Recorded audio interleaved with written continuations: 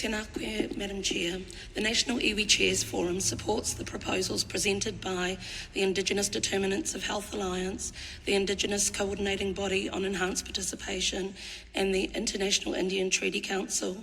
We urge the expert mechanism to recommend that the Human Rights Council move from dialogue to action.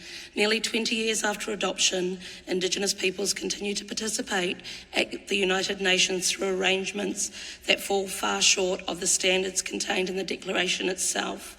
Articles 18, 19, 41 and 42 require more than consultation.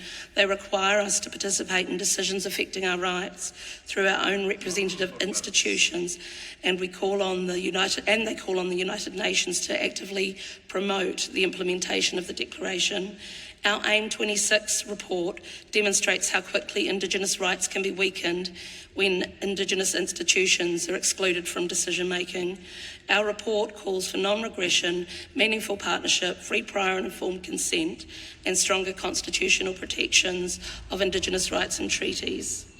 We support a Human Rights Council resolution establishing a formal negotiation process to create a distinct participatory status for Indigenous peoples' representative institutions.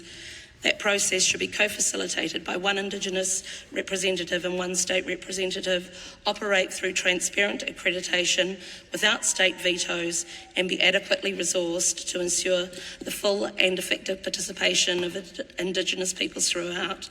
The credibility of the United Nations depends on ensuring that Indigenous peoples are able to participate, standing in their rights, and not just merely as observers. We respectfully encourage the expert mechanism to recommend these proposals to the Human Rights Council and support their timely implementation. Mauri ora.